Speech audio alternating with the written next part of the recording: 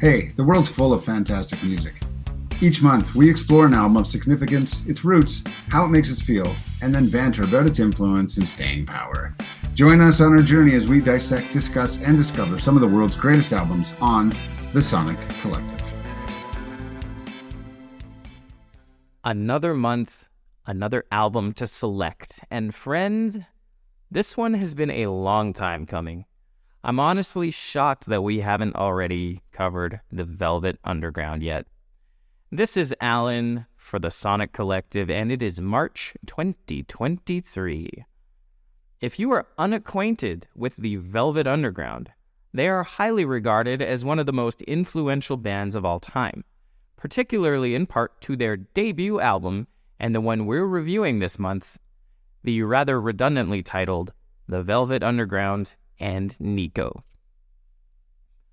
It has been described as the original art rock record and was a major influence on basically all of the emergent subgenres of rock and alternative music: punk, post-punk, goth, indie, shoegaze, garage, all of them owe a debt of gratitude to the Velvets.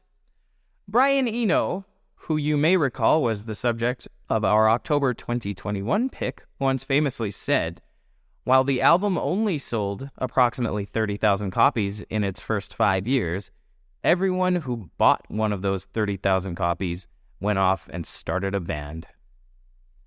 All right, it's time for a very brief history lesson. The foundations for what would eventually emerge as the Velvet Underground took root in New York City back in 1964. Singer-songwriter and guitarist Lou Reed hooked up with John Cale, a musician who had moved to the United States from Wales.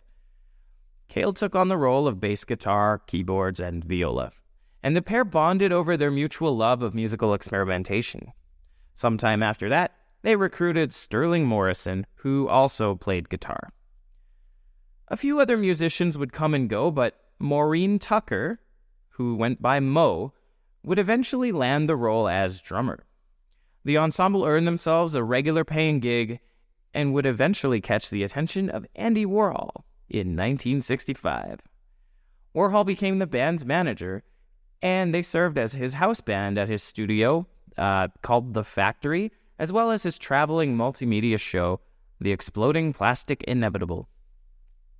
Warhol is formally credited as the band's producer, though he really didn't have any influence beyond just paying for the recording sessions, though he is also credited for the iconic album art for the Velvet Underground and Nico, which features a yellow banana. You've probably seen it.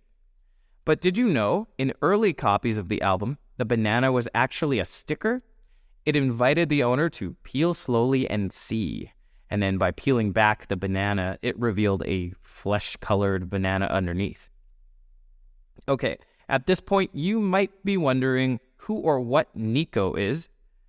So, at Warhol's insistence, Nico, who was a German singer, songwriter, actress, and personal friend of Andy, sang on 3 songs on the Velvet Underground's debut record.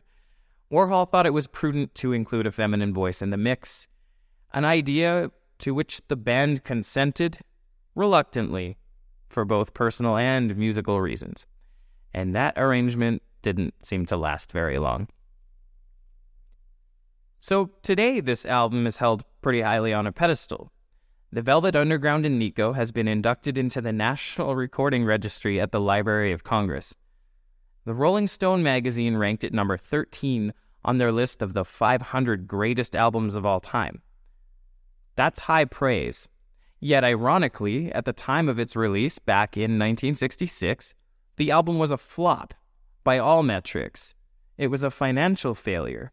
Their label, Verve Records, failed to promote or distribute the album with anything but modest attention, and it may not have mattered anyway, as radio stations and record stores outright banned the Velvet Underground and Nico due to its controversial contents. Obviously, as time would tell, the album would go on to greater and greater acclaim, though that really didn't even begin to happen until almost a decade after it was released, by which point the band had all but imploded on itself, with most of the original members having departed. So, Friends, let's dive into this classic album and see what all the fuss is, shall we? Is the content shocking by modern standards? Does it even sound good, or are we just riding the hype train? Join us at the end of March when we reconvene to discuss how we felt about the Velvet Underground and Nico.